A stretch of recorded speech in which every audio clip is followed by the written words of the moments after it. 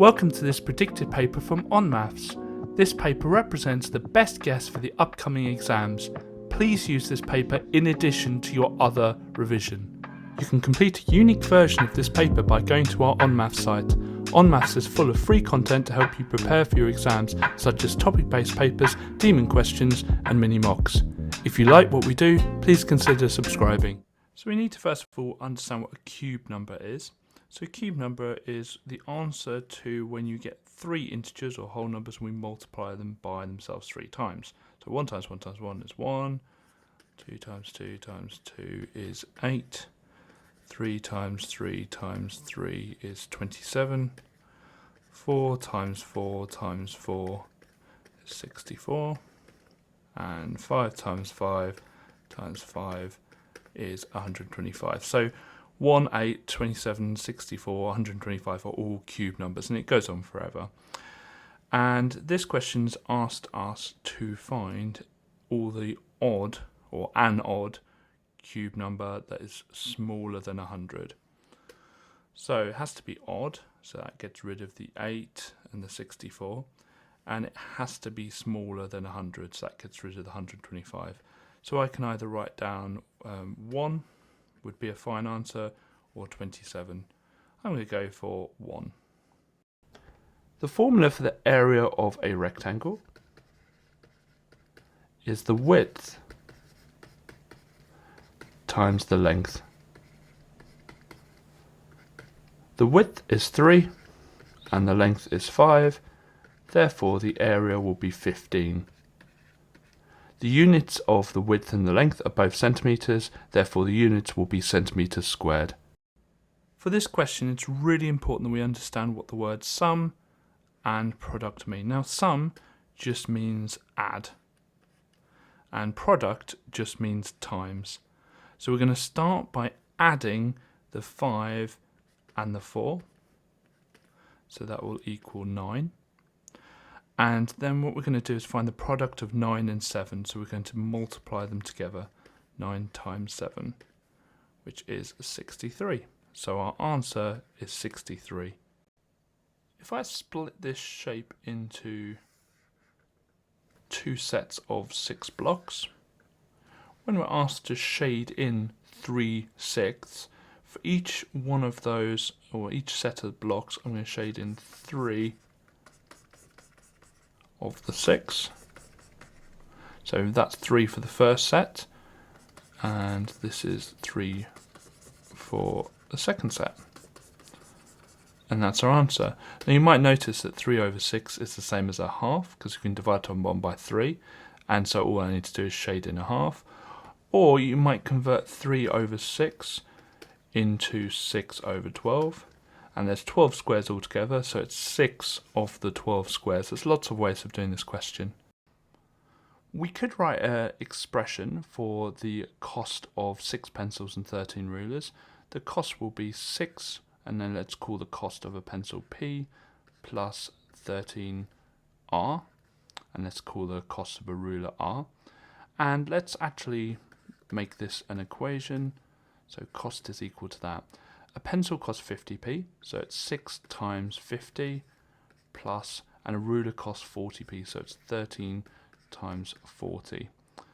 So 6 times 50 is 300, 13 times 40 is 520. Add those together and you get 820. So that's £8.20, but it does ask it, or it implies that the answer should be in pence, so it's 820 pence. So 55% is the same as 55 over 100. And what I can do is I can divide top one of the fraction by 5. And so that is going to equal 11 over 20.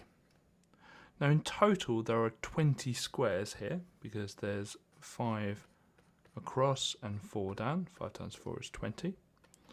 And if there's 20 squares and we're looking to shade in 11 20ths, it's just going to be 11 squares.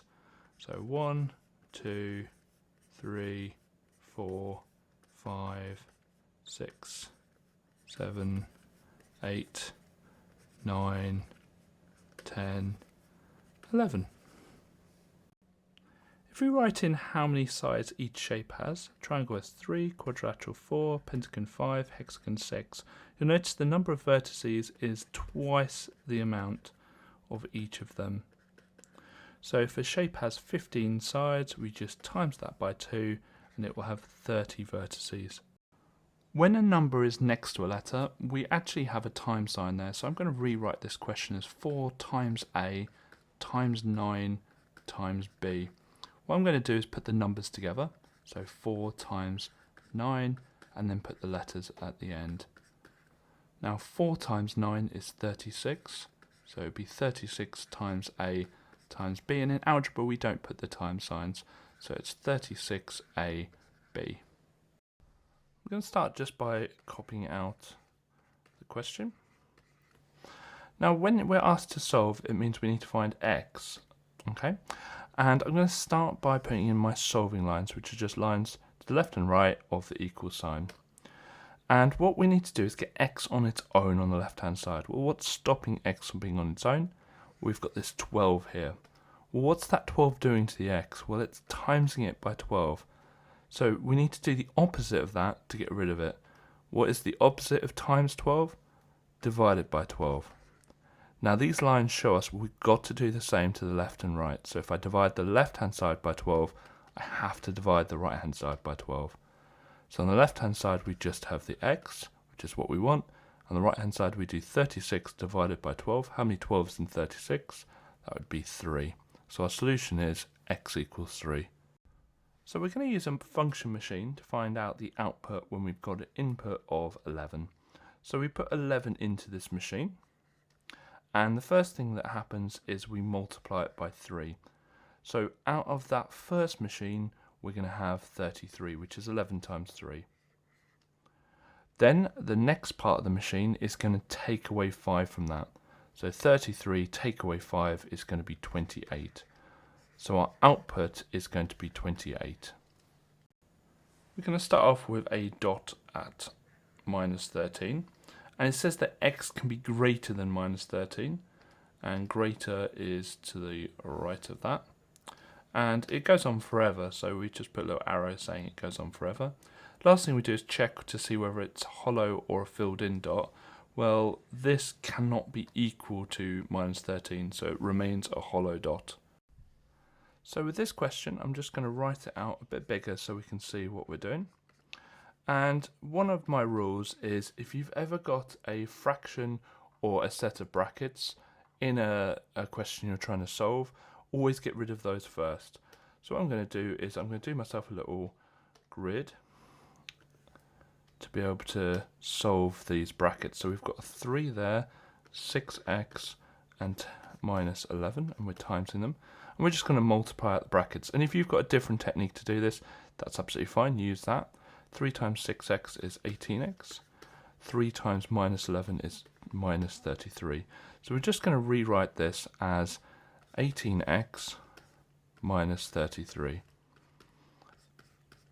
Now we are solving, so we're going to put our solving lines in.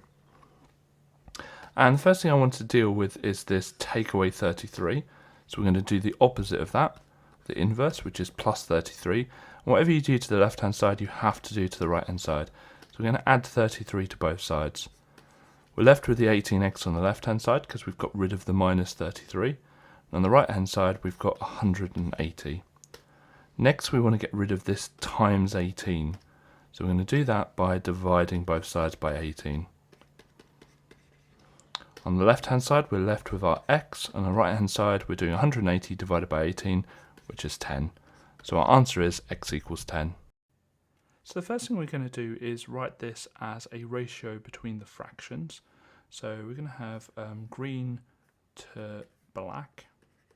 Now it says that a quarter of the counters are black, and therefore the remaining counters will be green. So if a quarter are black, that leaves 3/4 to be green. And what we can do here is on both sides of the ratio, what I'm going to do is just times it by 4. So I'm just going to times 4 both sides. So 3 divided by 4 times 4, because over 4 just means divided by 4. So 3 divided by 4 times by 4 just gets rid of the fraction. And 1 divided by 4 times 4 is just going to be 1. Now, this might surprise some people because they will probably think it's a ratio of 4 to 1, but we can show here that it's a ratio of 3 to 1.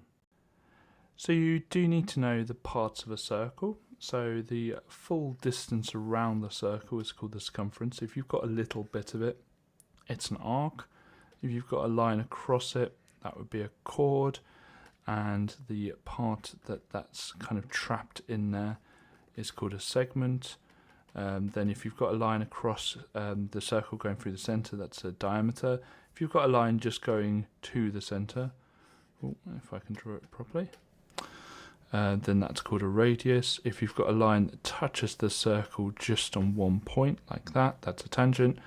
But in this case, we have a sector. So with a stem leaf diagram, the numbers in the middle often represent tens. They could be units. So we look at the key first of all, and we see that 3 line 9 means 93. So the numbers in the middle are going to represent 10. So this is a 90. Now we're looking for English, so this will be 92. So our first number will be 92. Then this will be 10 tens and a 4. So it would be 104. 11 tens and 1, so 111, and then 11 tens and 2. So to find the median, we go cross out the biggest and smallest until we're left with 1 or 2 in the middle. Here we're left with 2. So what we're going to do is we're just going to add the 104 to the 111, and we're just going to divide that by 2. So when we do that, we get 107.5 or 0.5. So our answer is 107.5. So we have an original amount, and this represents 100% of the original amount. The new price, or new amount, represents 113% because it has said that it has gone up by 13%. So it has increased by 13%. And as a value, that increase is £1,287. So it's 13% of the original. It's gone up 13% of the original price. So what we're going to do is we're going to work out what 1% of the price increase is. Instead of 13%, we're going to work out what 1% is. And we're going to do that by dividing the amount by 13, and we get 99. So 1% represents £99. So 1% of the original represents £99. But the new amount is 113%. So we need to times the £99 by 113, which gives us £11,187. So the picture is now worth £11,187. You will need to use a paper and pencil to do this physically. You can't really do this on the computer. And make sure you have a ruler and a compass. So the first thing we're going to do is draw our 10 centimetre line. And we're going to get our compass and we're going to measure the 6 centimetres for the left hand side. So we're going to measure 6 centimetres on our compass, and we're going to just put a little arc there. We can do the same on the other side for 8 centimetres. So we're going to do our 8 centimetre arc from the right hand side, and we're going to put the point of the compass here. And it should be like that. And you can see where the 2 arcs overlap, which is here. And we can join these up with straight lines. And it says to measure the angle X. So we're going to need a protractor for this bit. I'm going to put our protractor here with the crosshairs matching here. So we're going to be looking at the inside, the outside one, and it comes up as 37 degrees. So our answer is 37 degrees. So we know that the mean is the sum of numbers over the amount. But in this question, we're actually given what the mean is. We're given that that is 29. We're also given the fact that there are 4 cards, so we're given the amount. So what we can do is just get our lines in and solve this. So what we're going to do is just times both sides by 4. So we're going to do 29 times 4, which is 116. And so we know that the sum of the numbers will be 116. So all we need to do is to find the 4th card, is get that 116 and just take away the numbers that we know. And when we do that, we get the answer 26.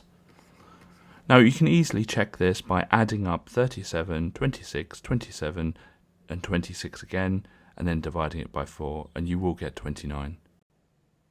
So for this question, we need to understand that the units we currently have are in meters per second, and the units we want to get them to or convert them to are kilometers per hour.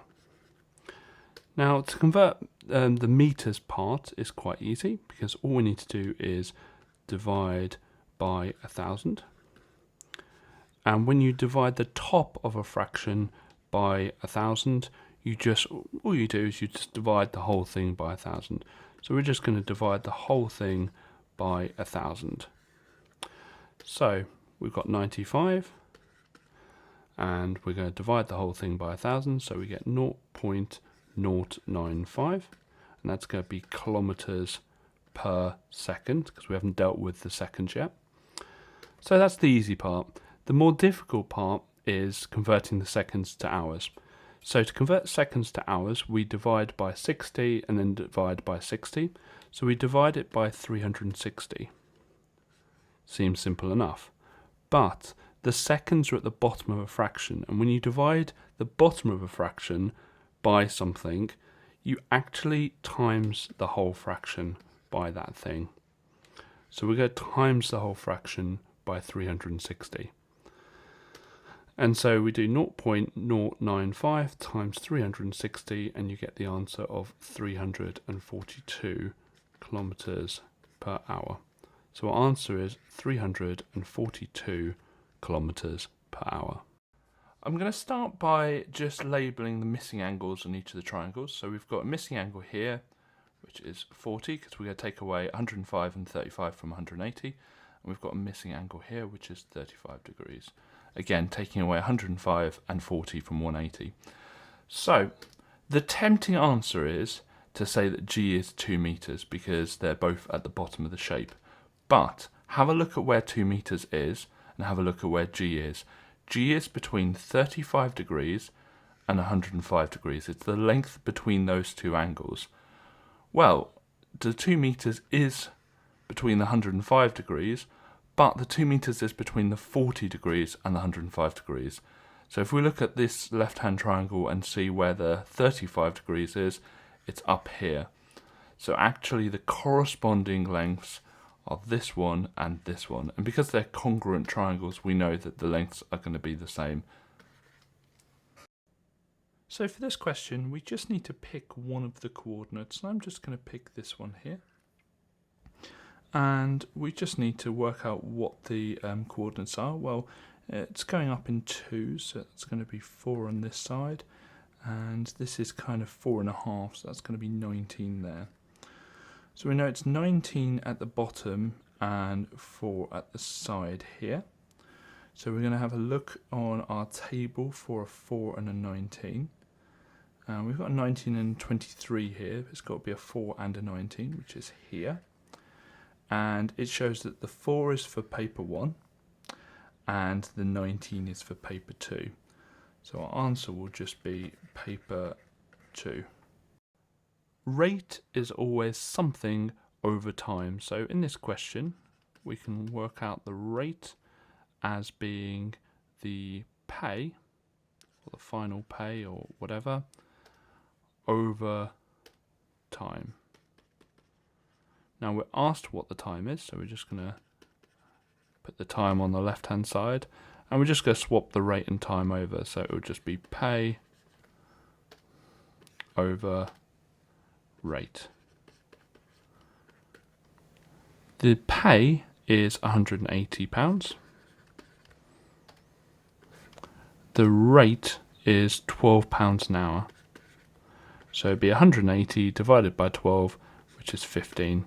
So it'll take 15 hours. The formula for the area of a trapezium is half a plus b times h. Now a and b are the lengths of the bases of the trapezium. Now it's easy to find the bases because they are the ones that are parallel. It doesn't actually matter which way round we label these, so I'm always going to put a on the left and b on the right, or I always put a on the top and b at the bottom, but it doesn't matter which way around you put them. The height, which is represented by h, always hits the bases, a and b, at 90 degrees. You can see that this length here does not hit the bases at 90 degrees. This is an acute angle, this is an obtuse angle. So that is not the height. The height is going to be this one here, because it hits both of the bases, a and b, at 90 degrees. So let's put these values into our formula. So half times 5.4 plus 7.6 times 2.3. So that's going to be half of 13 times 2.3, and that's going to be 6.5 times 2.3, then that will be 14.95. All the units are in centimetres, therefore the unit of the area will be in centimetres squared. So if we imagine we've got the 25 metre pipe here, and we've got the 35 metre pipe here,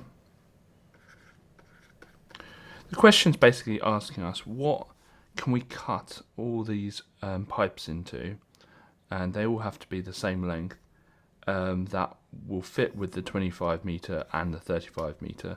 And essentially what this question is asking is, what is the highest common factor of 25 and 35? So to find the highest common factor, what we do is we just find the factors of 25, which is 1 and 25 and 5 and 5, and the factors of 35, which will be 1 and 35 and 5 and 7. And the highest common factor is the number in both lists, the highest number in both lists, so it's 5.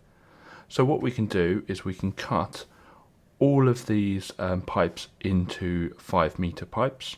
So 1, 2, 3, 4, not to scale, and then 7 of these, so 1, 2, 4, 5, 6.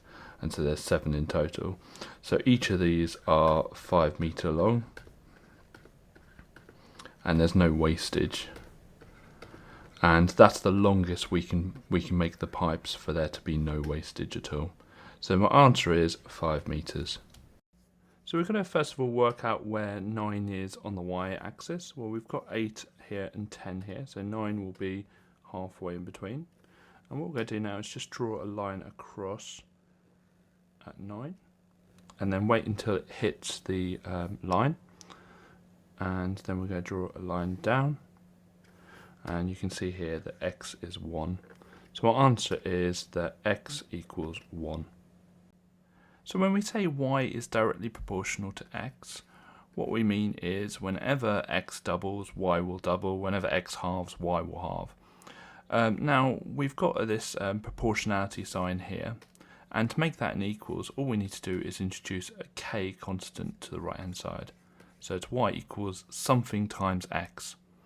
Now to find out what that something is, to find out what that constant is, what we're going to do is feed in the value of y and the value of x that we have. So we're going to feed those in. So y is 55.3 and x is 7. So it would be 7k. And we're just going to put our lines in and solve this. So it's going to be divide by 7 both sides. And 55.3 divided by 7 is 7.9. And that's what k is. So we're going to rewrite this equation here, this formula here, y equals 7.9x. And that is actually our answer. So we're asked to find angle BCE. And that is going to be this one here, because you start at B, go to C, and then go to E, and it's the angle you make. And I might just choose a different colour, because we've already got red on here. So we're looking for this angle here. Now, my advice for these kind of questions is always just try and work your way around the shape with angles you know. So, for instance, I'm going to start with this angle here, and we're going to call this angle ADC. And we know that that must be 79 degrees, and always write down the reason, and we know it is because that is an isosceles triangle. So if you look, we've got an isosceles here, this one, and this one, and the bottom two angles, and I use the word bottom because I always imagine an isosceles as being this way up. The bottom two angles in an isosceles are always equal, so that must be 79. Now we've got two of the three angles in the triangle, and the last one is going to be angle DCA. And to work out what this angle is, we're going to take it away from 180. So we're going to do 180, take away the two 79s we've just worked out. And the reason for that is angles in a triangle equal 180 degrees. Okay, so when we do that, we do 180, take away the 158, and we're left with 22 degrees. So we know that this is going to be 22 degrees. And now we can actually work out angle BCE, because it's going to equal angle DCA. And the reason for that is they are vertically opposite angles. So that's just going to equal 22 degrees. Now, it is really common for these types of questions for you to get maybe 1 or even 2 marks for the answer, but 1 or 2 marks normally for the reasons and for the explanations. In fact, I've seen quite a few exam questions where you get 2 marks for the reasons and only 1 mark for the answer. The formula y equals mx plus c includes this m, and the m means the gradient. So if we're looking for something that is parallel to y equals 9x plus 18, we're looking at this number here. And for it to be parallel, it needs to have the same gradient. So we could just write y equals 9x plus or subtract anything. Or we could just write y equals 9x. I'm going to say plus 5. To work out the mass, we will need to find the density and the volume. Density is given to us in the question, but volume isn't. So we need to work out what the volume of this cuboid is. So the volume is just the 33 times the 7 times the 22. So that would be 5,082. And that would be centimetres cubed. And we need to write down the formula for density. So density is the mass divided by the volume. So rearrange this to get mass on its own, because that's the thing we're looking for. So mass equals density times volume. Density is given to us in the question as 2.1 grams per centimetres cubed. Times that by the 5,082 for the volume, and we get the answer of 10,672.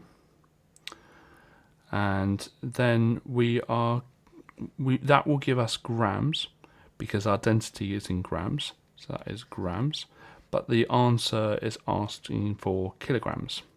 So to convert that to kilograms, we just divide by 1,000 and we get 10.672. Then we need to round that to 2 decimal places, and so that would be 10.67 kilograms. The formula for an exterior angle for a regular polygon is 360 divided by the amount of sides. Now here we're given the fact that the exterior angle is 30 and we're looking for n, so we just need to rearrange the equation. We can times both sides by n,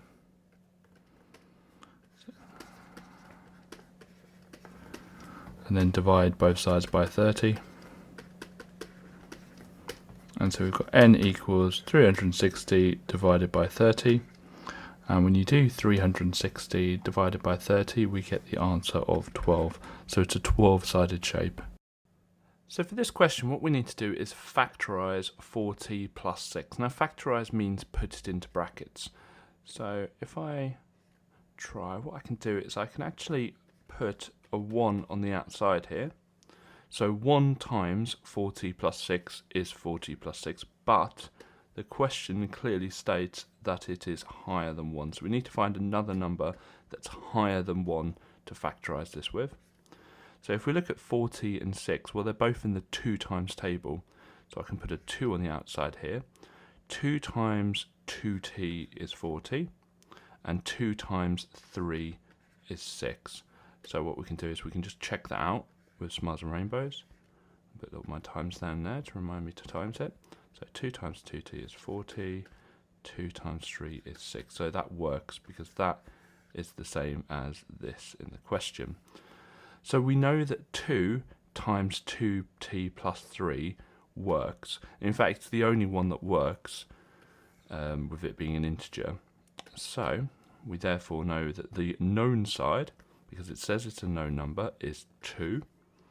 And the other side will be 2t plus 3. And then when you multiply them together, you get the area of 4t plus 6. So our answer, because it says the length is the known number, so that's the length, then we're finding the width, which is this one here. So it's 2t plus 3.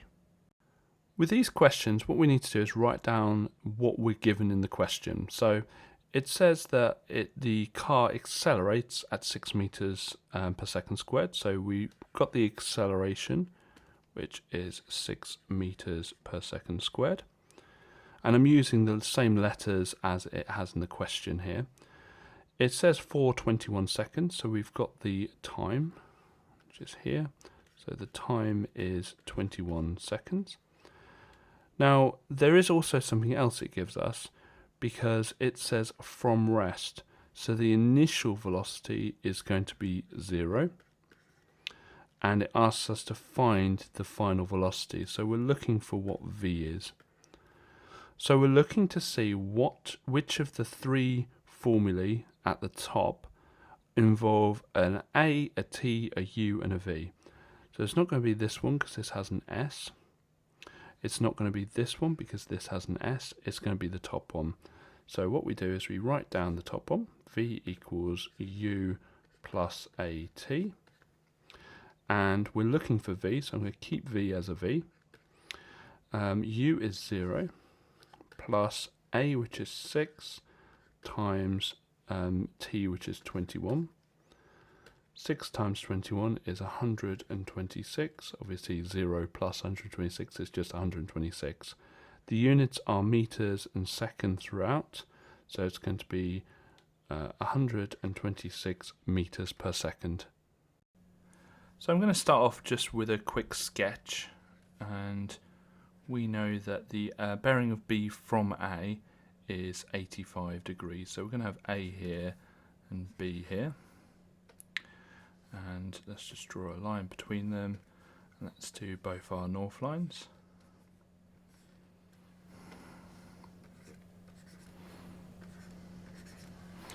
And so we know that this angle here is 85 because it's the angle on the bearing of B from A, so it's 85 degrees. So now it says work out the bearing of A from B. So the first thing we can do is actually just draw a line going down here, and we know that this angle here will also be 85 degrees because of alternate angles. It's always best to write that down somewhere, so we can just put in brackets here alternate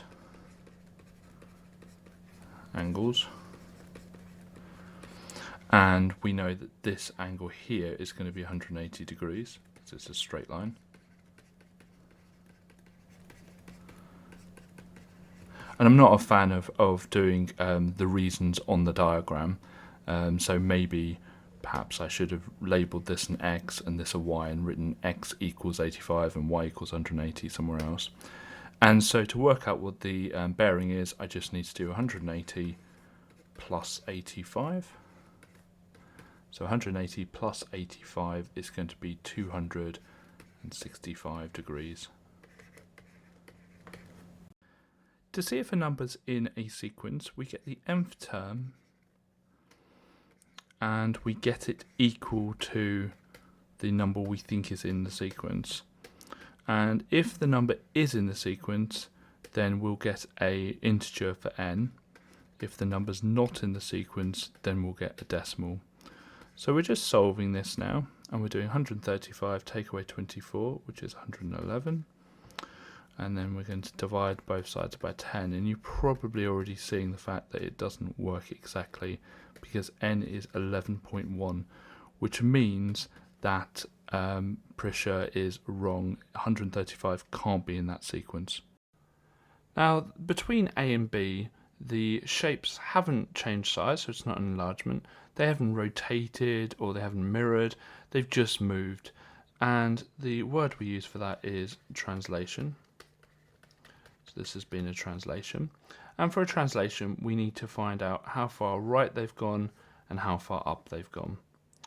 So we pick a point that we know on both shapes, and I'm going to pick the top left, and we count how many jumps we jump to the right. So 1, 2, 3. So we do 3 jumps to line it up with the other one. So there's a 3 at the top to say 3 to the right, and then we count how far up we have to go. So 1, 2, 3, 4. Now we've actually had to go down, and whenever you go down, it's like having minus up. Okay, down is minus up, so it's going to be minus 4 because there were 4 jumps. So to find the area of a rectangle, we just multiply the width and the length. So that's what we're going to do here. But whenever you have an expression representing a length or a width or anything really, you just put brackets around it. So we go u minus 2 times u plus 9. Okay, and the way we do this is with our grid. And just going to draw out the grid.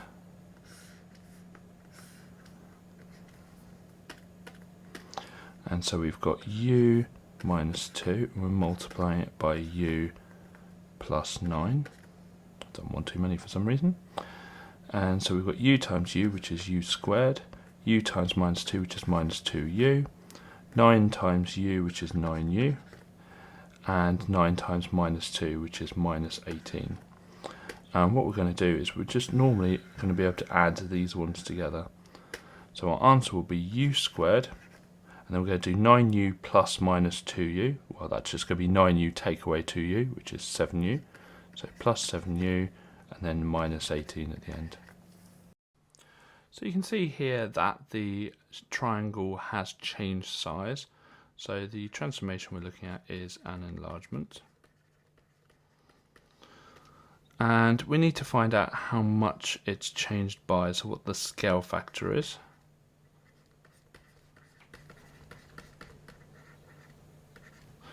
And so we've got 2 at the bottom here of triangle A, and we've got 4 at the bottom here of triangle B. And so we are going to times the 2 by 2 to get to 4, so the scale factor is going to be 2. And last thing we need is the centre of enlargement. And to do this, we're just going to connect all of the vertices, all the corners of the triangle with straight lines. Try and get it as precise as possible. And we've got the bottom left corners as well. And these are just going to be straight lines, aren't they? And we've got the bottom right ones as well, which will just be a straight line going the other way, if I get it perfect. There we go. And so where's the point they all cross? Well, they all cross at this coordinate here, and that is going to be our centre enlargement. So the centre enlargement is going to be at 3 minus 4. So for this question, we need to understand the different types of graphs from different functions.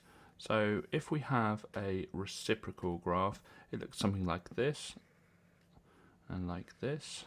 It could be the other way around, and it could be distorted, but it basically goes down to a point along here. It goes to infinity, and it goes to infinity along a point over here, and obviously those positions could change. Then we've got a linear graph. A linear graph is just any straight line, so just any kind of straight line, either up or down, and this doesn't look like either of those. Then we've got a exponential graph. An exponential graph just starts really small and then just really increases like that and just keeps going up. And here we kind of have that, obviously the other way around, it starts going down, but here it's actually going up, so it can't be a reciprocal graph. So the graph that this is, or could be, is a quadratic graph, because it's a nice U shape. So if we carry this on, it could be a nice U shape. It could also be a cubic graph as well. So it could go up and then down and then up, and that's a cubic graph.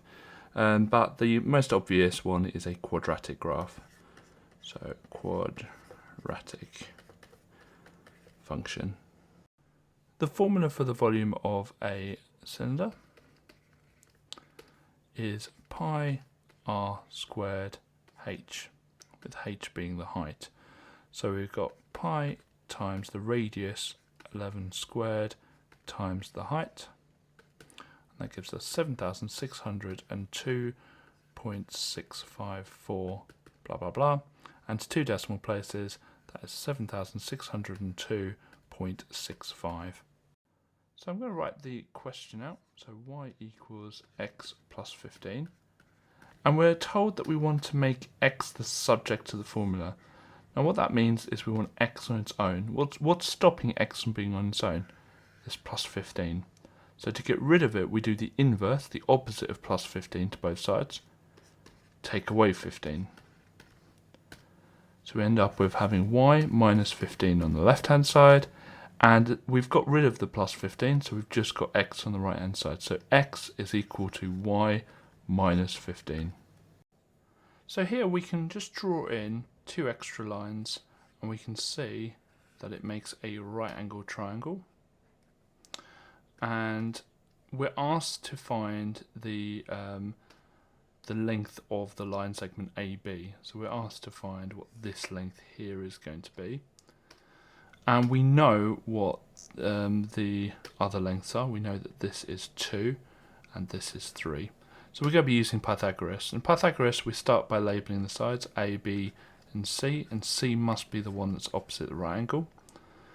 And so we know Pythagoras is a squared plus b squared equals c squared.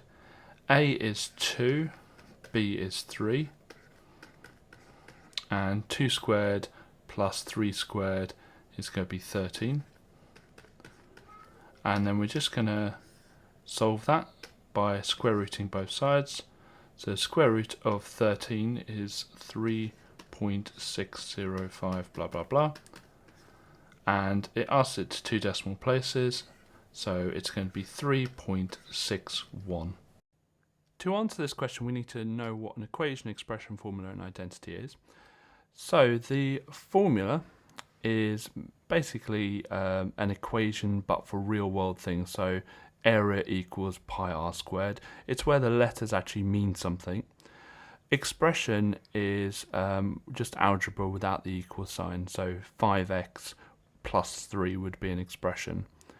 An equation has an equals and it can be solved, so you can find out what x is or find out what a is, and an identity is true for all values of that letter. So an example would be x times x equals x squared. That's an identity because that's true for all values of x.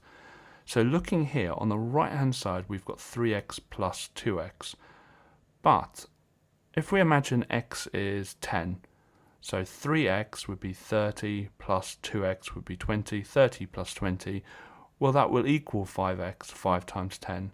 And actually this is true for all values of x. And the reason it's true for all values of x is we know that 3x plus 2x, this right hand side here, equals 5x. They're the same thing.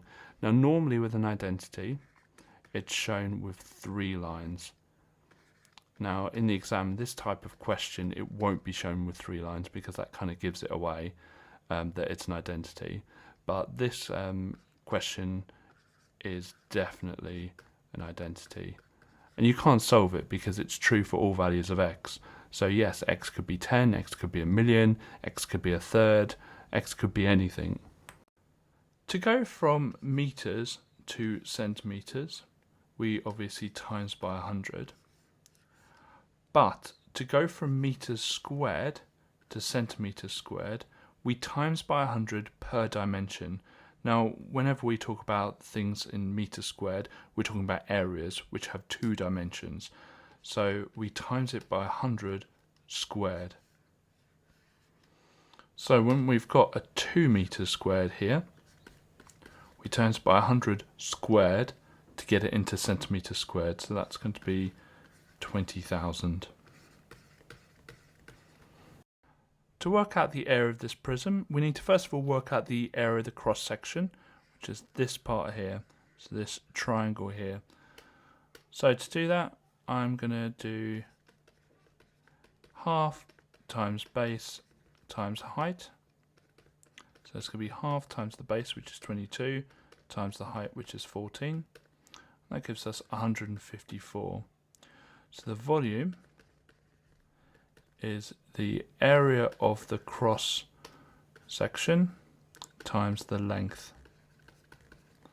So the area of the cross section we've just found out is 154, and the length is basically how 3D the shape is. So that's going to be 15.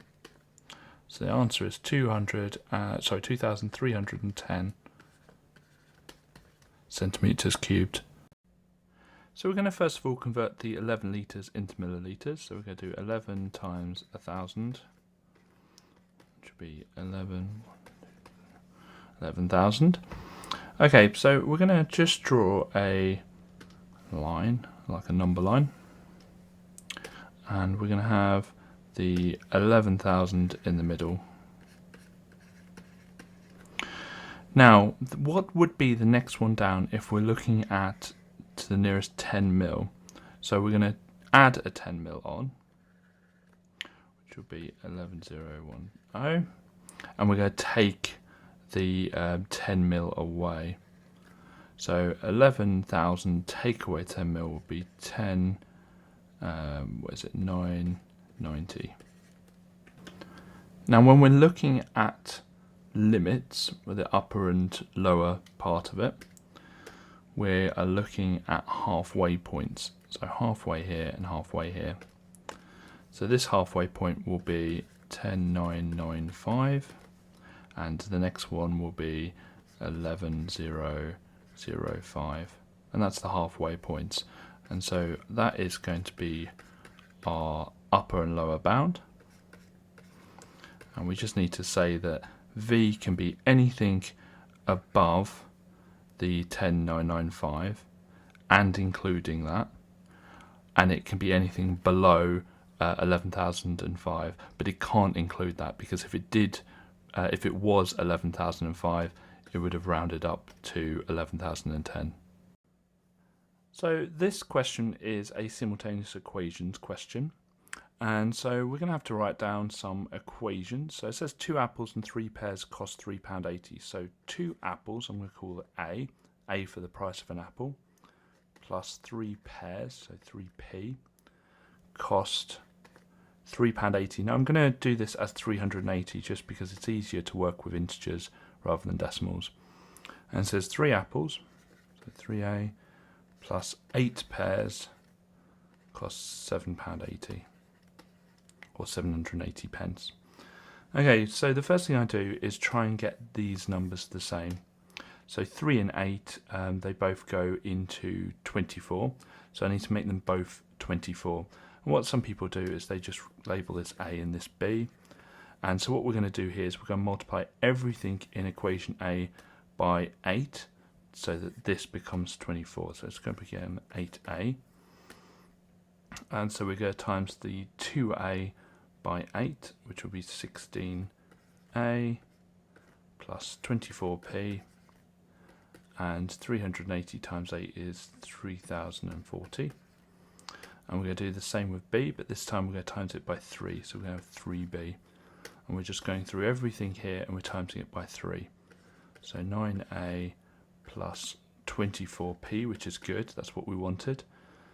And 780 times 3 is 2340. So now we've got both of these the same coefficient. What we can do is we can eliminate going downwards. Now, if they are the same, the s in same is the s in subtract. If they were different signs, so if these weren't both positive, if one of them was negative, different, the d in different is the d in add. So here they are the same, so we are going to subtract, and we're going to subtract going downwards. So we're going to start off by doing, and I can just do a little line here to show what we're doing. So we're subtracting going downwards, and we're going to do 16a take away 9a, which will be 7a. 24p take away 24p, which is nothing, which is why we did that, is to eliminate them. And then 3040 take away 2340 will be 700. Then I can put my lines in, and all I need to do now is just divide both sides by 7, and I get A equals 100. So we know that apples cost 100, or £1. We need to work out what pears cost. So I just need to pick one of the equations. I'm just going to pick this top one here, and I'm going to write out. Instead of A, we know that A is £1, or 100 pence. So plus 3p equals 380.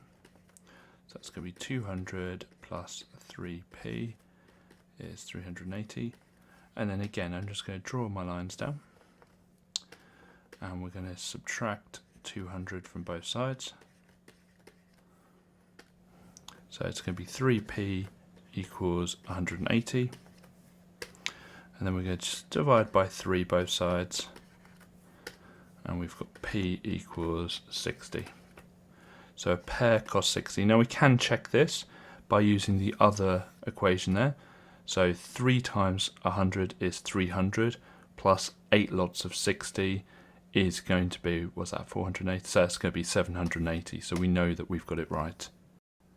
So the angle of elevation is when you are looking horizontally, like here.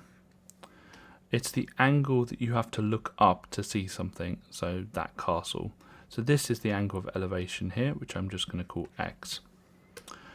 And we've got a right angle triangle here where we have 2 lengths and we're looking for an angle, so we're going to be using trigonometry.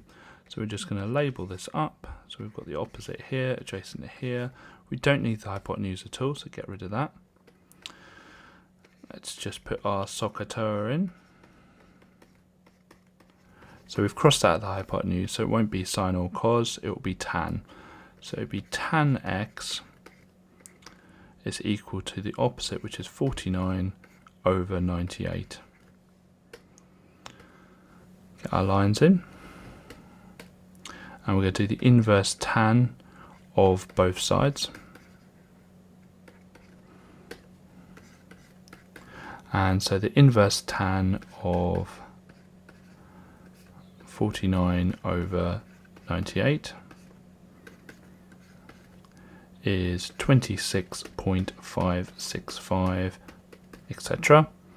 And it says it wanted the nearest whole number, so that will be 27 degrees. There are a few different ways you could answer this question. I'm going to do it with a tree diagram, but you didn't need to draw a tree diagram to answer this question. So we've got our first tree, which is our first bus. And the choices are male and female. And we've got our second kind of branch, I suppose. And it's still male and female. And this is our second bus. So the property of male on a first bus is 9/15. And therefore the property of female is 1 minus 9/15, which would be 6/15. Male on the second bus is 7/15. And so female would be 8/15, because they need to add up to 1. And it's independent, so these will be the same. And the question is basically asking what is the probability that both will be female. So to have both female, we need to have gone down this line at the start and then this line again. Okay, so looking at the fractions along the way, it's 6/15 and 8/15. The word "and" in probability means times. So whenever you're finding the probability of getting to an outcome, so this outcome will be FF, because they're both female, you are multiplying the fractions that you go across.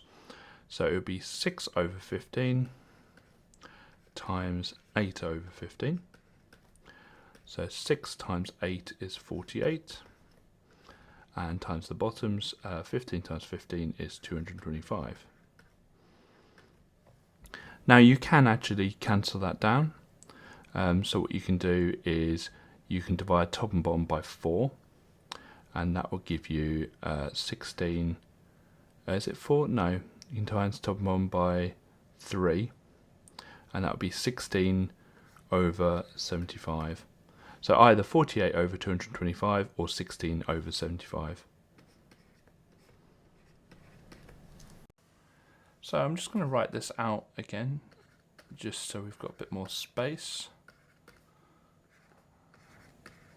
Okay, the way we solve this is very similar to solving an equation with equal signs, but this time we're going to do 2 tramlines because there's 3 sides of this inequality.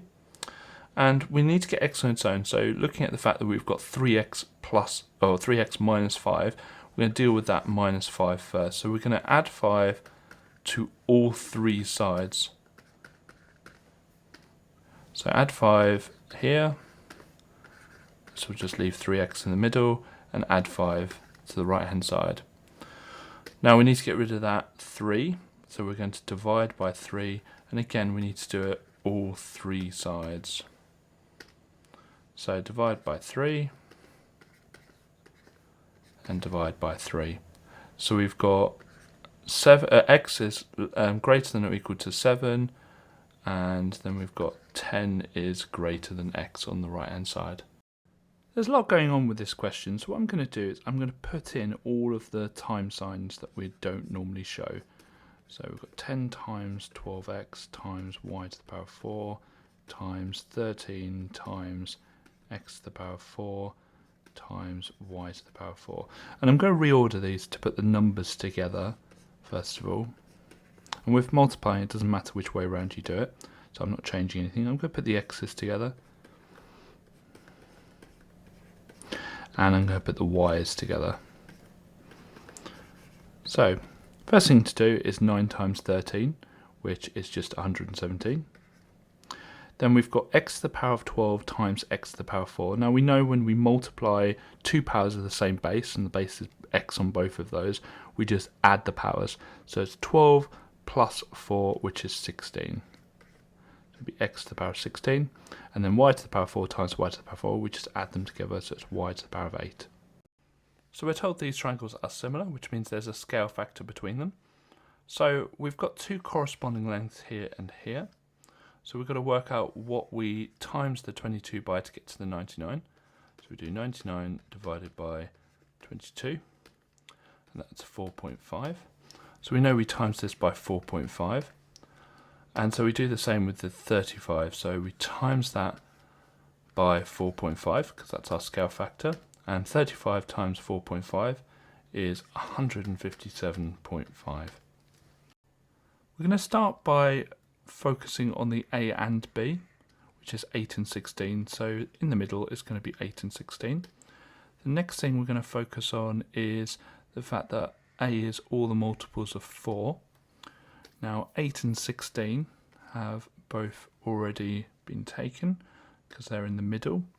So the remaining multiples of 4 are the 4 there and the 12 there.